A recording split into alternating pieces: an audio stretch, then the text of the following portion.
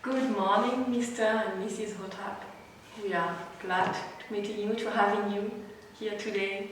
We are in Bischofszell in Switzerland, and we would like, first of all, that you both maybe just explain who you are and maybe why we are here, sitting here today.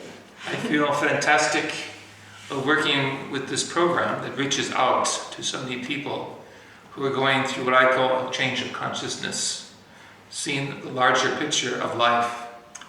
And so I was trained as a social scientist and also a specialist in the use of what we call remote sensing technology, or radar, from space to look at different objects. My wife also was trained, Dr. Desiree. Right, so I'm Dr. Desiree Hurtak, and we're with the Academy for Future Science, which is an international, non-governmental organization. It works obviously in the United States, also in Europe, in places in Africa and South America, and we're developing really many countries of the world.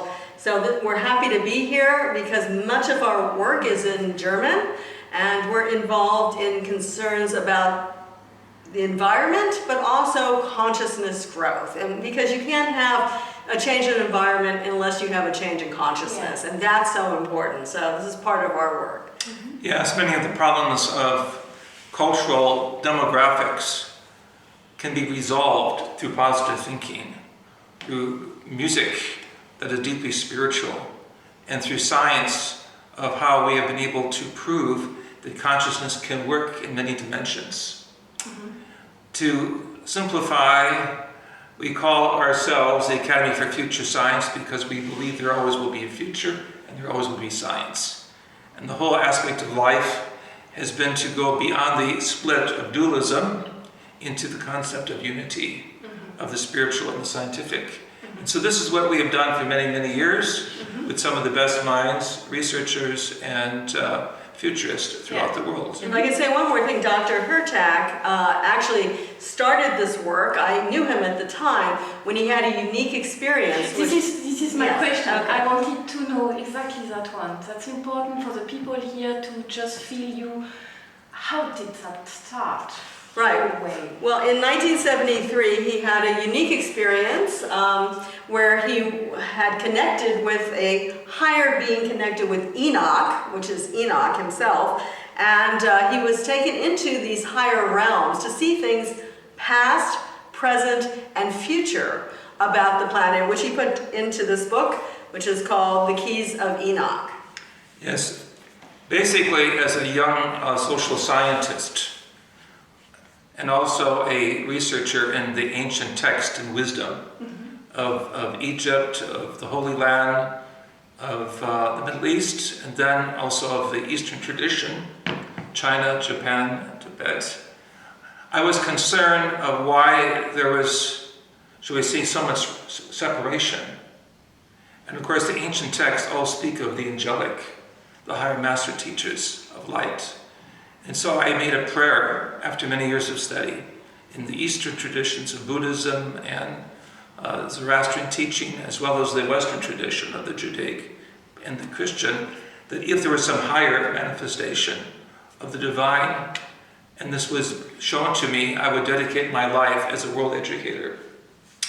And so this happened to me. As surely as I'm looking at you through the camera, as surely as I'm speaking, using ancient sounds we call mantras in the Hebrew, the Aramaic, the Sanskrit, in combination. I had this remarkable morphogenic experience. We see this whole change of physics took place. Right, some people call it a Merkaba experience. This is something that the Kabbalists have said. Yes. And so I brought with me today a picture taken 25 years after my initial experience. If you look very carefully, you can see a strong light around my body with the Hebrew letter Yod in the center, which is the beginning really of a spectrum change. Shall I just show the camera and not show the people? See exactly. I was lecturing in this occasion in Mexico, in the area of Tulum, around the ancient pyramids. And a man was taking a picture of his wife, and suddenly was able to capture this intense superluminal light that appeared around my body. And it was after you had this experience with Enoch, that's right. That was in 1973. This is approximately the year 2000. And at that time, in 1973, I was given a series of sacred mantras, or vocable expressions. In fact, we have several books on the sacred use of language. We call it the language of light, or the language of the Holy Spirit. There's a 5, or? Yes, like it happened at Pentecost, with the light appears over the head, and people begin to speak in different languages, but they have a language also of light, and then brings the vision of the Christ. As a matter of fact, we were working since that time. I'll show you another document in Syria, on the border of the Holy Land, also in different parts of the world, from Argentina and Brazil to Canada. We've had this type of light, this paraphysical light. I can hold this again for our audience. Right, as Saint mentioned, what we feel is there's an original higher language of light, which now people talk about. But what happened is at some point everything split. We call it the Tower of Babel. And that Sanskrit took some of it, the Middle Eastern traditions, Aramaic to Hebrew, took some of it, Egyptian, Tibetan, and Chinese. So it all kind of split. And the idea of using these ancient expressions together, not just one to the other instead of the other, brings it all back together and then reconnects us. So this is an important way of a practice. It's been used, of course, in the East, in India, for many, many years. But what we're saying is, use different languages as well, pull it together, and you get back to that essence of the language of light. So what we see now in modern Europe are that many people who are refugees from Syria, from other countries, and so it's like the whole story of Pentecost again. And people from different cultures, really from Syria, from all of the major countries in the Middle East, are coming in the midst of Europe, and we believe using higher spiritual music and harmonics, this can bring people together. We were very successful in South Africa many years in promoting cultural and racial forgiveness and balance through the use of music, and we were very successful. This has happened also in Brazil, one of the great countries of the world, shaped like the human heart, that working with Gilberto Gil and some of the top musicians in the world, we're able to create what I call a higher positive view of life and experience. So the use of music, the use of the higher biorhythms of energy, and higher understandings of one unity, one human race, has made us very, shall we say, very happy with our successes. Shall I ask you, what is your mind, or what is your opinion about the topics that they split these languages? I saw in your book you speak about it, right? What is your view? Maybe you can explain this just shortly, why we had a split, and why are we now in a phase of the Earth or of the universe where we are coming together? Yes, that's beautiful, because that's the important point, of course, is the fact that we are now unifying once again. Well, we go back to the Bible, and we do feel that the Bible is right. People just don't have the right interpretation of it. And the reason for the split is that man was very powerful. We actually have a higher consciousness ability. And I was going to say one of the things, if I can deviate, that we talk about in our latest book, which is unfortunately not in German, but it's called Mind Dynamics. And we talk about a time when we were in the 70s that we did prayers for peace in the Middle East. And we got together, it was a very good, very professional group of people, and we would do 3 times a day these prayers for peace. And we believe it really helped the negotiation process. So we are very, very powerful beings. We don't know it. We're learning this now, actually. This is what's so exciting about, we'll say, the time we're in. But we were powerful at that time, and it seemed, according to biblical tradition, that we were maybe misusing some of the powers, misusing some of the energy. And we needed to kind of, we were divided in that sense so that we could each, in a smaller environment, in more, private ways, develop ourselves. So we feel consciousness has developed at this time. And now, like you said, the languages, the world is coming together. In fact, some people even talk about creating a new common language. Yes, if you read the Old Testament very carefully, it speaks at one time there was one parent language for all people. And if you look at the New Testament, at the end of the New Testament, John the Divine speaks symbolically of the heavens opening and hearing in chapter 4 and also in chapter 14 the sounds of the angelic, the return of the high master vibrations. And so there's a language within the language. And we feel that there's a language of musical science behind the symbolic language of every chapter in the ancient text, ancient scriptures. So you can read the Bible or whatever tradition of sacred language and be inclusive only for your own tradition, your own people. But if you understand God's plan is for all humanity, then you begin to think again on a different level and utilizing the music of the sacred mantras, such as Yod-He, Vod-He, for the name of the revealed God of gods, or the Greek Soma Christou, the Greek words for the body of the Christ. You begin to feel a certain vibratory unity or synthesis. And this is, to me, an expression of greater gifts that Christ Jesus speaks of.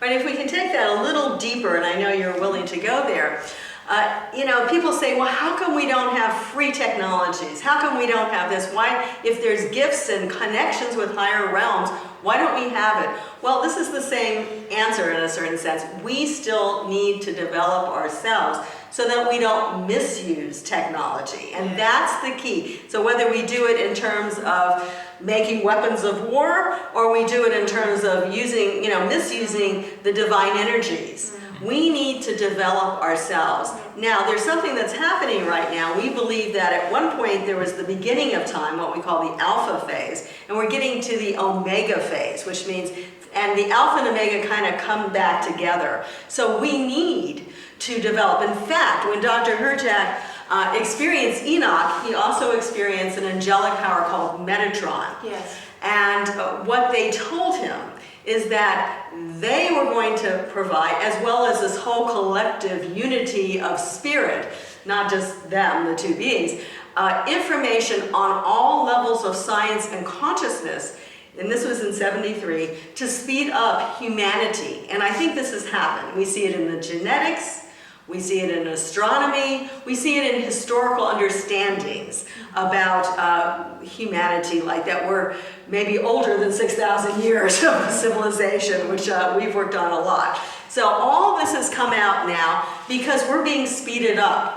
And we believe we've been speeded up so that we can have a greater experience with other levels of intelligence, because we are in the verge of making that connection. Yes. So maybe you want to make some bridge on that topic, other level of consciousness Development, which are not on Earth. I guess you are going not to the limited point. to Earth. Yes. So we call it the consciousness of synthesis. So that all these different parts come together again. And it's very interesting that you speak about it, because I was in January in India, and I was visit the temple there, and there was a Swami, an enlightened master, and he was speaking in this special language, special dialect of Hindi, and I was speaking English. And then a friend of me, the Maharaja, was translate all the time in English. And then in one moment, when we get in this point of unity, we were speaking all the time in this universal language of light. And after this, our friends asked him, why you understand that together? He was speaking this language and he was speaking English. And it's very nice to see that this will open up a lot on this planet in this time. So do you have also experiences like this with a lot of people all around the world, I think? Right, exactly. So this is the power of Pfingsten, or Pentecost as we say in English, and what it is really the power of the divine spirit that comes and explains. And ultimately, the work that we're doing also with remote viewing is the fact that the consciousness of one person can be related directly to another, and that, like I tell people, before you hear your phone ring and you pick it up to talk, see who you think is calling you. Because in that sense, you're starting to develop your own consciousness to realize what we say in quantum physics, that we're all interconnected, and our minds are able to communicate even with words, or with divine words, or with divine consciousness. We don't need the physical linear anymore. We're changing, we're shifting to a greater reality. So this is a thick book, a big book, Yes. and it covers 64 different subjects. And the reason it's a code book is because it is a code of how our genetics will change, how the power of our mind will change, how the power of understanding a universal tonality, like Carlos Santana writes about. He was deeply inspired, he tells me, by this book because it shows higher vibratory consciousness. And so we are moving now from a physical age to one of artistic and scientific rediscovery. We are being prepared for a new renaissance from all over the world. And I feel this is part of a greater plan to wake up the human race, to use the power of the mind positively, not negatively.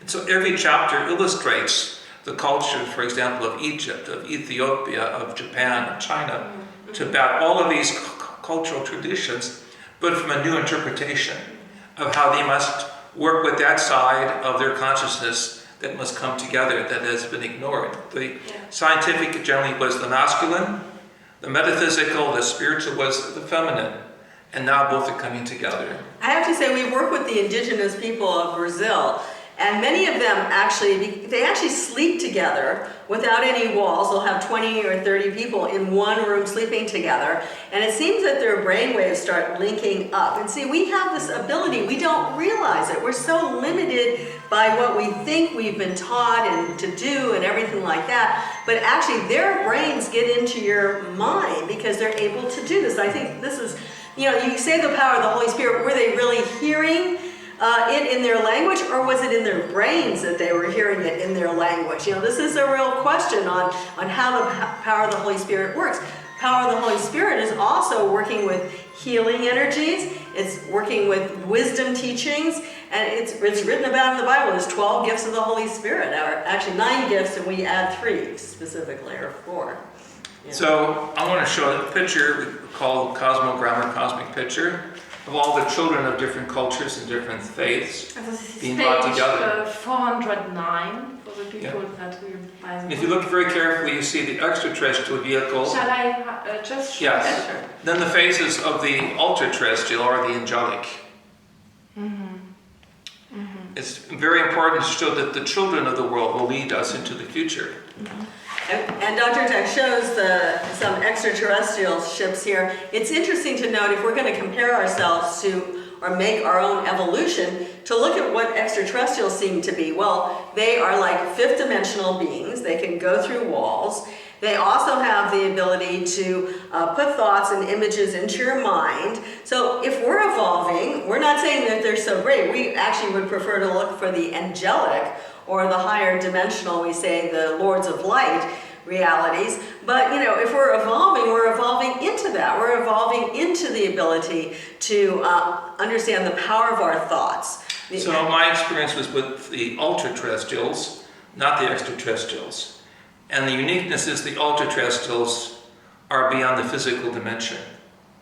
Secondly, I have to understand, they want intraterrestrial. No, ultra and extra. What is the difference? Well, extra is the physical ones, like you see here. Yes. Yeah, and then the ultra-terrestrials don't require a physical spaceship. Okay, I understand. And that's where the Merkaba comes in, because the Merkaba is a light vehicle that can take you from this reality to another reality. And you don't need the physical, what we call nuts and bolts, like a metallic spacecraft to travel in. as a matter of fact, we have this illustrated here. Yeah, so The ultra-terrestrial. this is how we define the Merkaba energy. So the ultra-terrestrial means coming and using light, positive teaching, non-violent teaching that is, and constructive sociology, psychology, and philosophy, so that people begin to work together cosmically. In short, this book is a roadmap of how 64 different areas of knowledge and experience must come together. And the word Merkaba in Hebrew means the spiritual vehicle, is very similar to the word Merkaba or Maracaiba, we find in the Ethiopian tradition. And the Zulu tradition. In the Zulu tradition. Yeah. And we worked with an African shaman, and he said that it was his knowledge that women came even from Mars in Maracaibo, that at one point we inhabited Mars. Now, we're not going to claim that ourselves, but it's interesting to know that we don't think we're so Earth-based intelligence, and I think that's what's so important, that we're not limited to this Earth, and both physically or consciously. And in fact, our ability, as quantum mechanics shows us, of our interconnectedness and the spooky interaction at a distance that Einstein talked about, is that we are entangled with everything in the universe, and we can pick up on thoughts and understandings from the cosmos. Yes. That's our ability. Yeah. That's what we're growing into. So it's one thing to speak about these ideas in a poetic way. It's more difficult to prove them scientifically. And so Desiree and I have been involved for the last 44 years in working with some of the best researchers in the world. And this includes the late astronaut Mitchell, who was the sixth man on the moon, who used certain experiments that we gave him and colleagues in showing how the mind can go through space and time. Right, let me just say, when he was coming back from the moon, okay, his equipment was kind of turned down, and what he did was he sent a signal to two specific men on Earth back in the United States. One was Ingo Swann, and one was Harold Sherman. Ingo Swann, yes. Yes, I know. We know Ingo pretty well. Of course, he's passed on.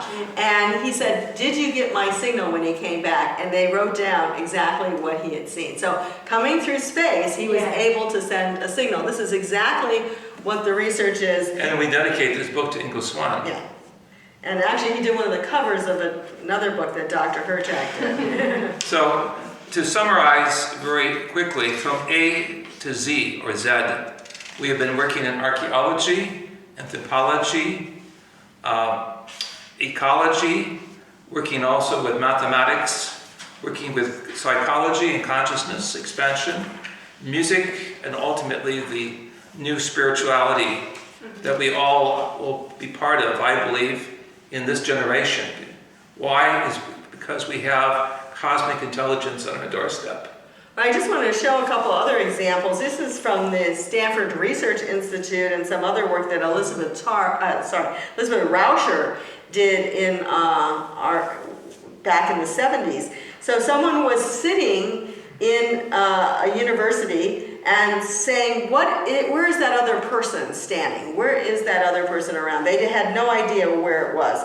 And in both cases, they drew almost exactly where that other person was, as you see from the actual photograph. So someone was standing here, the other person was miles and miles away, didn't know where, and drew the exact picture. So this is remote viewing. Yes. It just shows us our own abilities. Yes. The U.S. did it. Show this closer to the cameras. The U.S. did it, the Russians have done it, people do it personally. And this is of this mind dynamics. This is not in German. No, unfortunately. I mean, German people Not yet, often speak English, and this yes. is page 147. Right, and Elizabeth Rauscher, our co-author, actually talked about how this works, because maybe it's not working like a sending and a receiving of the signal. It seems that it's like the being who's doing the remote viewing is actually there in consciousness. Yes. So it's almost instantaneous. And this, she feels, is working with other dimensional levels. Very interesting, but this is her theory. It's called 8 space, like the letter 8 and the number 8. Yeah. So there's also some interesting work we did just a couple years ago in Egypt. Right, we wanted to bring it up into the present. And so we were working in Egypt, and she did some remote viewing of Egypt with us. And we were speaking at the university. And here I'm walking with 3 of my Egyptian colleagues. So you see 4 people, which she had 4 people and then you walking. have the column for the light. And as I show San, this is remarkable because 6,000 kilometers away, she was able to give not only the description of the light, but also the details, the embellishments around the top of the light pole. Right, she was in Arizona, which is many thousands of kilometers away, and of course we were in Egypt. And she was never there in Egypt. She had no knowledge of where we would be, but we set at a certain time of day on our watch, on this latitude and longitude point of the mind, open your consciousness and see if you can see us walking. And so she did this with great accuracy. She was working also with Ingo Swann as the top female mathematician in the United States. So, right. Ingo and her were very good friends. So people just laughed at this idea 40 years ago. They thought it was pseudoscience, a joke. But this book gives you the top experiments by the top American scientists at Stanford Research Institute. So it's going to be a whole new Bible of physics, the new physics. Yeah. But you know, people physics say of tomorrow. Yeah. That's right. But or even today, if I wanted to say, because the question is, people go, well, what is this? Okay, that's interesting, but what does that mean for me? Well, when I say to Elizabeth, what should I get you at the food store? She remote views the food store. I mean, she just uses it in her daily situation. If I'm worried about where my husband is, for example, you know, I can remote view to see if he's all right or not all right. I mean, mothers do this all the time. So how is They this feel possible? things. Well, because it's all entangled. It's all interconnected. The mind and consciousness and physical reality are all entangled. But it's the spark of the brothers and teachers of light in the higher dimensions. And that is why I'm sitting here with you with these remarkable books. Well, first I want to say that we also go along with some of the concepts coming out of America on consciousness. That consciousness is not localized in the brain. That the brain is more of a receiver of consciousness. Mm-hmm. So this is very important because you can receive good thought forms, like I can say, well, this is a beautiful day and I know what I'm going to do, I'm going to be happy, or you can receive the negative thought forms, well, it's too cloudy, I don't have enough money, all that stuff. It's up to you to receive. The consciousness is there. Higher consciousness is also there. Yes. Fewer people go for the higher consciousness. Yes. But even the local consciousness, they need to usually watch or use a little unconditional love for themselves to have a brighter day. So to summarize, this book connects our work under the ground in Egypt to work in outer space with the astronauts. So I'm saying this openly to the world audience at this time. We were very fortunate to have good scientific colleagues who were not afraid of being ridiculed. And after many years, now we know what Einstein spoke about when he said the spooky areas. We know that these areas are no more in darkness, but in light.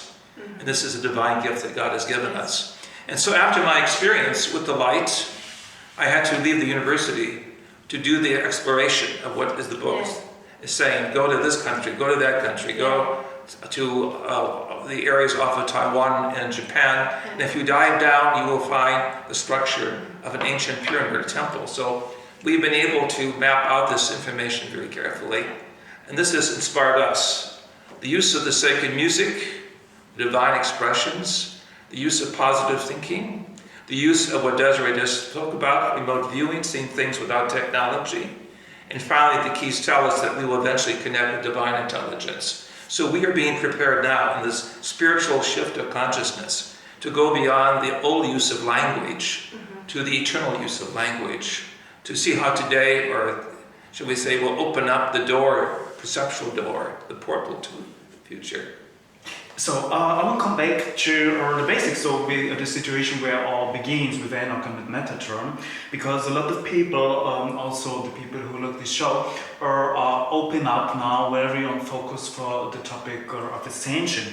And so I think it's important that we speak about it again. So the first ascension, now to our culture area, even before the one of Jesus Christ, is the ascension of Enoch, which is documented in the Bible. What credit that is accepted teaching does he have towards humanity on earth? Can you explain about this, please, something? The message of Enoch, in Hebrew Enoch, in Arabic Idris, is a message of being prepared for a new type of species we call not humankind but spacekind. We are graduating and being prepared to be cosmic citizens, to understand the work of brothers and sisters from other solar systems. We call them extrasolar planets from distant areas who share with us the spirituality, that we are working with the universal mind of God, that we are all children of God in some way, growing up in a vast and troubling world who need, shall we say, a Pentecostal experience of light. The enthusiasm and the musical part must also be what we intend. And with that, a whole new civilization, a whole new renaissance will take place also. Right, so you talked about ascension. I think that's really important. So Enoch was literally taken up, so was Elijah later on. And what's interesting is that he came back to talk about what changes the planet needed to make. So he brought wisdom back to the planet. But what he did, then he went on again into the higher realms and supposedly never died. Well, who else did that? Well, many people are now saying, oh, I don't know, this doesn't make any sense. But it shows Jesus actually ascended, we believe, every cell in his body, actually, and every molecule and every atom, literally went from the physical matter to the light. Now that's like going through a Merkaba experience. That means you take what's matter and you make it light energy. And we've been twice actually to see the cloth of Turin, which is in Turin, Italy, of course, and people don't know how to understand this, and many people, they want to say, well, Jesus didn't die, and there was the swoon theory, or maybe, we can't understand it, but ultimately, this is one of the greatest teachings that Jesus gave to his disciples, that matter can become light. And what we do, we actually have also a new book out. It's additional keys. It's also in German. In German, yeah. And it says, we are the light. And it gives us the idea that everything that we are, because we have literally 12 and 12, 24 rib bones, we have a unique mathematics, we have a very amazing DNA. If anyone's ever looked at that, I mean, we actually go through that in a book similar to this. And so all of this, we believe, came from a light energy. In fact, if you look at DNA, it kind of spirals down, and some of the Russian scientists are looking at it as being light as well as matter and working on it with that. But the idea is that we are really originally light coming into matter, and then ultimately Jesus showed how we as matter can go back into light. And so this is really the process of ascension. I mean, what is ascension? I mean, when you go up there, you don't expect to hit Enoch up there like he's a physical being. Enoch said that matter is gravitationally trapped light. So we're given very, very advanced and complex formulas in this book, which now have been largely accepted by the new physicist, the new consciousness physicist, and the new sociologist, who see a more common genetic blueprint for all of us. Now, in this book, regarding the image of the Christ or on the shroud, I had an artist diagram the outline of the body of the Jesus figure, and by the throat chakra, illustrate this by an aleph, the first letter of the Hebrew alphabet, which is the vocalization, the beginning of a whole new language. And so, remarkable as it may sound, with the aleph here of the throat, in this issue of Stern magazine, it mentions the names of top Italian and Greek physicists who have found, by looking deeper into the cloth through what is called image enhancement, a NASA technique of looking with special instrumentation into the inner geometry of the fiber, the Hebrew letter aleph was found, exactly where it's mentioned in the book, exactly when I saw mystically in a higher state of consciousness the Christ figure. So what is this saying? It's saying that we are being taught through symbols as well as through pictures and music how to use these other aspects of the divine image imprinted within us. For it is said in Genesis, you were created in the image and similitude, the ancient language, Beis Lamenu Kin Muthenu, which means we are more than fabric of flesh. We are holistic through the body of light. Right, and there was just recently a news release put out by some scientists that say they believe in the next coming shortly years that they will be able to take light and make matter.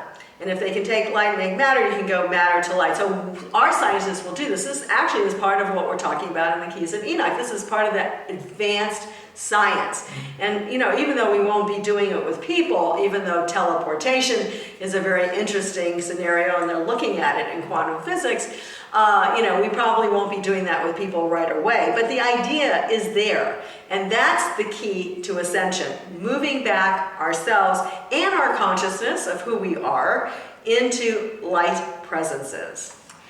So I want to come back to Enoch, because his legendary age of 365 years is widely known. Are these any concrete references of him regarding the issues of humanity and longevity? So very important parts of Ascension. Exactly. Well, there's a whole concept of mathematics there connected with 365.242, and that some believe to be the illustration of the circumference of the solar year, which means there was a synchronicity between the physical Earth and the heavens that he was taken to. Otherwise, he would not be able to give us the mathematics precisely of the Earth's solar year or journey. You would have to have an experience of being beyond yourself. And this is an experience I had momentarily, not that I am anywhere close to these great avatars and mystics and teachers, but naked in a humble sense. What I saw briefly on the other side was so overwhelming, I had to write this down, even in, shall we say, symbolic shorthand, so that people, when they were mature and open to synthesis, would begin to see how this really is a blueprint within a blueprint. We're physically here, but we're spiritually all over the universe. With that capability, we are going in from humankind to spacekind. Now, one of the things that spacekind can do, we know this from researching some of the extraterrestrial sightings, is that, for example, George Van Tassel in California had a sighting in the 1950s. He was an engineer who worked with Howard Hughes. And when this being came, the being told him he was 700 years old. And he looked like about, he said, 30. So, I mean, how do they do this? Do they live in a different sun? They count it differently? There's many, many possibilities. But you have been to India, and there's many who talk about the saints that live up in the caves, and they themselves can live 300, 500, 700 years. More than 2,000. Okay, Babaji. But sometimes people think he came and went. But anyway, a long time. So how does this work? Well, we don't do healing. That's an important thing to know. But if we did, the way we would look at it is that you take your higher self, your higher body, which can live for eternity, hopefully, and you kind of superimpose that energy, because it's an energy body that lives like that, over your physical body. And that kind of rejuvenates the cells to be in alignment with this higher light vibration. In fact, that's the work of our book, The Overself Awakening, which is in German, although this copy is English. And it goes through 72 phases of consciousness development. And the whole idea is that you basically open yourself up to being your higher self. And when you do that, you sustain your physical body. So every cell in your body really is sustained by light energy. I mean, food helps, but you can see when we're talking now, you can see that everything we do in the physical form is really a reflection of the light energy form, and I think that's so important. We eat physical food to give us energy, but what's the best form of energy? Light. Why don't we eat light? Well, some people claim they do, and some people don't do it even though they claim they do, so we don't encourage people to try it. But the idea is there nonetheless. And everything, literally, you can sustain your body by having that light field around you. You can heal your body. We still tell people to go to doctors, especially if they have serious diseases, because most people don't have the mind right now, don't have the heart, don't have the consciousness to do what needs to be done. But ultimately, we will. We do. We have that possibility. And so the keys also explain our genetic code. And we've had this book looked at by Dr. Harry Nolan, who was a Nobel Prize possibility, and he was fascinated by what we write here, that there was an RNA process before the DNA. Right, so even the genetic code, we believe, really came from a higher coding mechanism. We can see that. And we illustrate this in one of our charts, how the basic nucleotides connect with the biorhythms which are influenced by the mantras. which come out of the divine process that Desiree has just spoken of in terms of the eternality of the genetic code. In other words, everything in our body genetically goes back to Abraham and beyond to the cosmic atom. Right, this is important because a lot of people say, oh, this is Jehovah. Oh, forget it, I'm not interested in Jehovah. And we're saying, no, this is Jehovah, and it's called the Tetragrammaton, which means if you see it's 3 letters in 4 places, because this letter duplicates itself. If you do it Kabbalistically, you can use the top one as the head, the H as the body form, it becomes like a long Vav as the spine, and then the other as your feet. So it shows you, the legs, it shows you that that's one aspect. And then also the Kabbalists reverse these and put them into different combinations. So you can have 12 combinations, you can have 64 combinations. So the divine is also Elohim, the pluralism. Right. And what's interesting is if you look at DNA, there are actually 4 nucleobases, but only 3 are used at a time, and then 3 are attached to 3 attached to 3 that code for all the proteins in our body. So basically, this very structure is the code structure we claim behind the whole DNA structure of life. Now this might sound strange, but really if you start looking at it, you realize that we have a higher divine DNA code structure, which is how we got here. We don't think, sadly, for all those textbooks that we had to read in school, that we evolved from the ooze of the earth. And many geneticists are saying, this thing is way too complex of DNA to have evolved and changed so quickly in the, whatever, now they're looking at 7 million, but maybe 4 billion years even of life or possibilities of life on the earth. So there must be something else. It must have come from a higher code. We say a higher divine design, but people don't like to use that. So to make this more acceptable, we have illustrated every major chapter in this book with film documents that have won international awards. So we ask all of you to be patient with this teaching because we have the music of Alice Coltrane, Ravi Shankar, who we worked with on the music faculty back in the 1970s. We also have the music of Carlos Santana to illustrate the biorhythms and the new music, going from, shall we say, destructive heavy metal music to constructive spiritual music. And actually, in Germany, in Berlin, we have the music of Jocelyn Smith, who's actually sang many times before great political dignitaries, including Angela Merkel at the Kirchentag, Angela Merkel at the Kirchentag, and many other dignitaries even at the Brandenburg Gate. And she's done several albums for us which are extremely inspiring. Dr. Hurtak actually sang on some of her albums, so we'd like to promote Jocelyn Smith's work. I Love With Greatness is one of the names. So the next question is, many organization book talks about pyramidal structures and that they are to be found in all the creation. Also, they are omnipresent in our modern society. What day-to-day benefits do these structures have? Well, the keys of Enoch tell us that there's a pyramid in everything. Every part of our body, from the shape of what we call the pyramidal cells in our brain, to the fact that our body comes out of the carbon atom, and the structure of the carbon atom also is pyramidal shape, to the fact that all world cultures have pyramids. In fact, I've got a picture here of some Egyptian friends dancing on top of the Great Pyramid of Egypt. And they're dancing because the pyramid has been activated as a music energy field.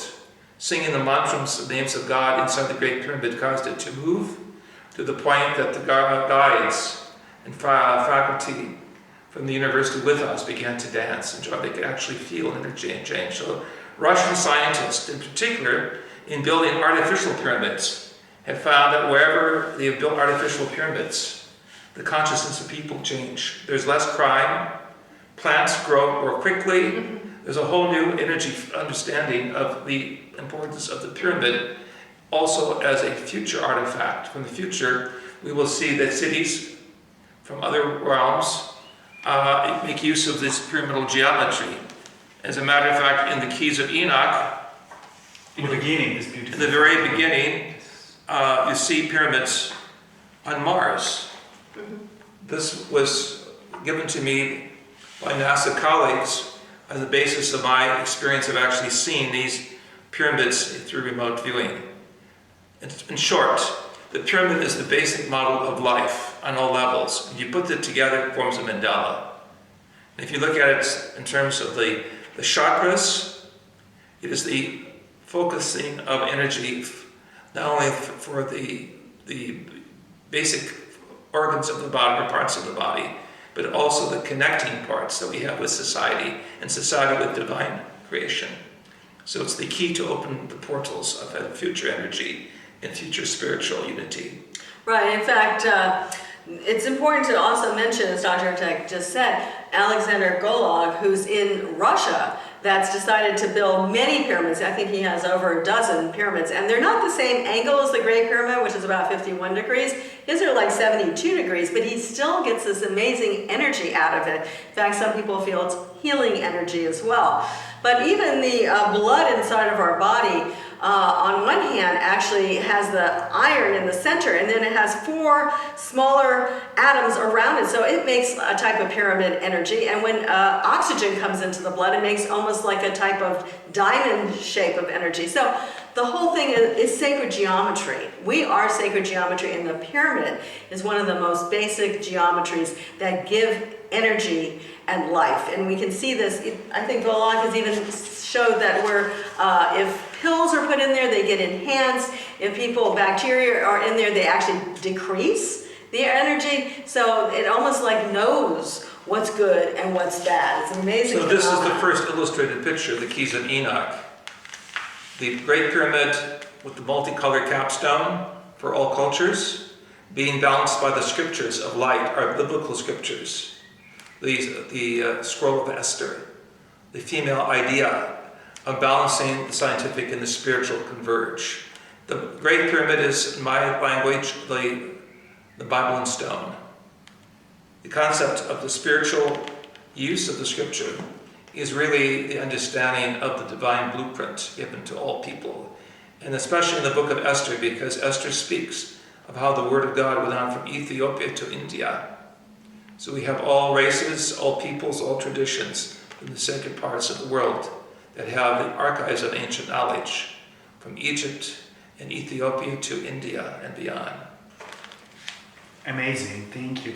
So I think also a very important point is which function do particularly Mecca and Jerusalem have to benefit synthesis, awareness of consciousness, the correlation of religions, philosophies and traditions on this planet? Right, well, Dr. Hurtak mentioned pyramids, and if you go, the Keys of Enoch talk about certain grid points, or one could also say ley lines. I think that's popular as well here. And they're put in certain places. So to us, the entire Middle East is a very, very powerful place. And that the energy forces are present there. And they're part of the sacredness of the region. And also, even the whole area of Mecca is a sacred area. People go there for the sacredness of it. They believe inside the cube actually houses a small meteorite. So they also acknowledge the power of heaven that fell there. So it's very, very interesting. But all these things are sacred powers. Plus, though, people going there also lend their energy. And I say, actually, the one thing that ruins a sacred area is tourists. But when people go for sacred beliefs and for prayers, they just build the energy, they enhance the energy. So we do encourage people to go and make their pilgrimages to wherever they are. Some people go to India, as you do yourself, because it helps to build the energy and find that higher connectedness. And these areas actually we talked about the pyramid influencing the earth, but the pyramid, we believe, is also connected to the heavens, or the vortex energies, like we're talking about, these sacred areas, are connected to the heavens. So the heavens send energy down, and it's almost like a meeting place of heaven and earth. And these are all over the globe. Some of them are considered more sacred than others, but they exist everywhere for every culture. And so our work has been presented at the World Parliament of Religions, where we have given presentations many times.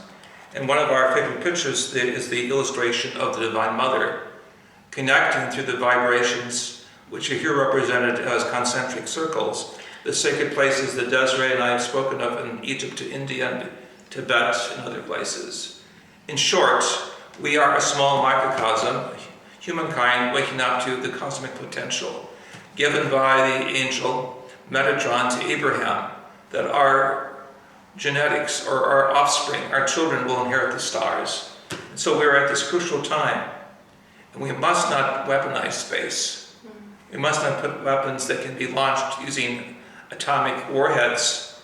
Why? Because the astronauts have seen other technologies in space and know if we have, shall we say, nuclear devices that would explode, the whole biosphere of Mother Earth would be destroyed. So this is why we are also working as scientists with various scholars throughout the world. It's very important to bring... This is our responsibility, right? Yeah, to bring everything together, to realize we are all humans, and we really have been divided. A lot of the division, I have to say, and this is from some of the ancient Coptic, which is Egyptian, early Egyptian Christian Coptic teachings, is that it's because of self-will. We all see ourselves as individuals. I have my philosophy, yours is something else. Now, it doesn't mean I have to always embrace your philosophy, but I have to respect it. I have to, just consider it as a possibility that someone else would appreciate or would have. So it's that sharing, that coming together. When you talk about the higher realms, you talk about brotherhoods and sisterhoods of light. But, they're not arguing all the time at each other. They're not, maybe the gods of Greece did, and they were the local gods as far as... Or the war gods of Rome. Yeah, the war gods of Rome. But we're talking about greater beings. We're talking about beings who really love and share and care about one another. And this is called by Enoch the office of the Christ, those who have the anointing power and use it constructively. And so we have to have that growingness and that respect for one another's abilities and possibilities. And it works both ways. I mean, you have to have it for me, I have to have it for you. And again, we don't have to change our beliefs, we just have to open to realize that others are all sparks of the divine mind, and everyone has a different spark energy. I'll never have the exact spark of Dr. Hurtak. Even it's interesting, if Metatron and Enoch sometimes are confused in ancient philosophies, because we believe there's like an emanation. So Metatron is one of the greatest angels before the throne, and then there's many emanations connected with that, Enoch being one of those emanations. And so Enoch and Metatron are not the same person, but they're linked together. There's an emanation, and that goes out into many sparks around the world of everything. So they are angels of science as well as angels or archangels of initiation. But it shows that we're all sparks also, and we'll have those sparks all come together at one point at that omega phase. So we're going from the physical to the transphysical. And this may be difficult because so much information is compacted. But this work of ours is to illustrate a new type of teaching, and that's through sacred art, through sacred pictures. It is much easier to explain the whole concept of spiritual evolution by one picture than it is by, 20 or 30 books that have no pictures, that are just in basic language. And I want to say, of course, we include porpoises and whales because there are many animal life forms that are also extremely important. So we have to respect also nature, and that's one of the things that I'm kind of an ecologist, an environmentalist, and we really have not been respecting Mother Earth. In fact, go back to the Bible, we were caretakers. We were here as caretakers of Mother Earth, and we really have failed that assignment, actually, and we need to start changing that. So working with the top ecologists, environmentalists from all over the planet, we have been concerned about this shift that is taking place now. We can either be positive thinkers or we can dwell on the negative. We must go from a culture of death to a culture of peace. And that is why we're working with you and others throughout the world in the raising of consciousness through the divine aspects that are in with us at all times, that we take note of this tremendous power of healing, of sending love and energy to troubled spots throughout the world, to be, as it were, the Christ consciousness, the nature of the divine, while in the physical dimension, and also to realize that we are part of a higher evolution that continues with the greater concept of life, capital L, evolution doesn't stop with Mother Earth, it continues on into the greater cosmos. Right, whether it's we pass over in death or whether the planet itself makes its own ascension. I mean, we are eternal sparks of energy, of light, and of consciousness. And I personally don't even believe that we'll completely lose our consciousness. It may transform into being a higher consciousness so that all of us are much more beautiful in the higher realms, but we'll still be ourselves in terms of our own individuality, but within the sharing of the collective whole. That's why you have an Archangel Michael, an Archangel Gabriel. Today we would call them the ultraterrestrial teachers, the great masters. So Enoch is telling us our soul is doomed to perfection. We can go beyond space and time with the power of the mind. We can go beyond ethnic and cultural limitation by the greater love of the divine experience. And finally, we can qualify for other worlds through ascension teaching. Again, what is ascension teaching? That we have the ability to go from the third dimension to higher dimensions of glory and purpose. So our message to you today is Ad Astra, to the stars. Understand the message of the Christ out of greater love, the agape Christou, as we say in the Greek language, and understand the message he was given to Moses on Mount Sinai, as well as on the day of Pentecost.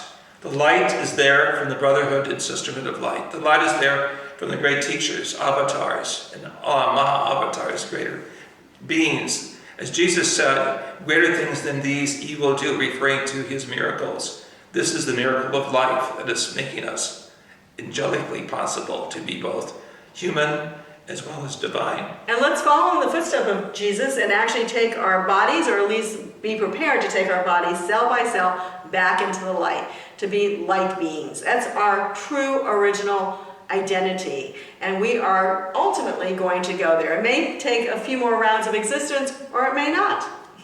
Thank you so much. Is there a last sentence you would like I want to go back also to Metatron to Metatron and to Enoch, because is there a message from Metatron and Enoch that is particularly important nowadays? Yes. Because I saw that you also published new keys. Right. Well, what this is actually the original book. Dr. Who was given 64 keys of Enoch, but this book actually has 54 if you count them. And he was given 10 light pictures. And now the light picture is actually some of the sacred geometry that's being transformed. So we'll just say like this geometry of the pyramid, since we talked about it. The next one has a different geometry, so each one is different. But it actually is our process of ascension and transformation.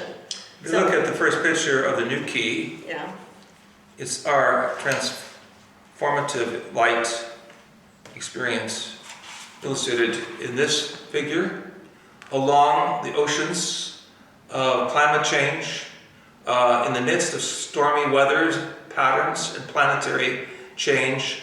Light is being received, and the human as a biotransducer, energy receiver, is also an energy transmitter. In this concept of the threefold nature of body, mind, and spirit being focused together as the light is the new image that we must create within ourselves. And I think the real message is really that we are not alone. We're not alone on this planet. We're all interconnected. We're not alone in terms of the cosmos around us. There's extraterrestrial beings, myriads of them, many different kinds, even ourselves. That's a scary thing. It's one thing to see a little green man in outer space. You go, okay, he was born on Mars and something like that, or an Alpha Centauri. But when you see our own image out there, you go, okay, we're really cosmic. And that's not the end of it, as you well know. There are myriads of brotherhoods and sisterhoods, lords of light in the cosmos that want to greet us, meet us, share with us, that are waiting for us to evolve. And that's really the message, I think, of the Keys of Enoch and Metatron, is that we are the light, and the information is now being given to us to make the shift that's required. One other consideration is prepare for the coming of the divine family. The divine mother, to incubate a higher sense of love and compassion for all humanity. Which we connect with the Holy Spirit. Secondly, to understand the tree of life within yourself, that symbol that we have in Genesis, as well as in Psalms, as well as in the book of Revelation or the Apocalypse, that we become the living tree reaching the many branches of humanity in the heavens. And thirdly, and most importantly, we put on the fullness of the Christ consciousness. We are the Abrahamic Christ seed that can go on a much higher path if we wake up and understand the divine gifts in this age of synthesis, called also the age of the Holy Spirit. And Metatron is also known as El Shaddai in Hebrew, and he met Abraham. It's in the Bible, actually. You can see it especially in the older Bibles. The name El Shaddai is still there. And he proclaimed to Abraham that his seed will be numbered as the stars. And we take that literally as the stars. Even Zwingli, the great Swiss reformer, when he wrote the book from the Hebrew text to the German text, he kept the name Shaddai or Metatron. So those of you who know the ancient languages, or should understand now with new research with the ancient manuscripts that are being found in Egypt and the Middle East, there is a higher teaching of every word of God's word in the Holy Book, that we are given a musical love letter. Well, and our seed and us will be part of the stellar creations. We'll be in the heavens, and we're going there right now. We're already moving to Mars practically, and even NASA, Elon Musk from the Tesla wants to create a habitat on Mars. Yeah. So that's our future on one level. That's the physical level, but we have a future also in the cosmic level, and that's most important, I think, for all of us, because if we're not consciously prepared to go into space, actually we found even the extraterrestrials don't want us there, because they don't want weapons in space. They want love, they want sharing, and they want us to evolve finally into being a cosmic family. So we send our love to all of you as you help write the Psalms of joy and music of Ascension. We thank you for this opportunity. May the Divine and all of his names and all of her names, that is to say to the Divine Mother, and all of the expressions of the Holy Spirit, the Heilige Geist, the Ruach HaKodesh, to use the other languages of life, bless you and inspire you. And find us at keysofenoch.org, or as they say in German, schlüsseldesenoch.org. Thank both of you. Thank you so much. Thank you so much. It was a pleasure. And hope to see you soon again. Thank you. Thank you so much. Thank you.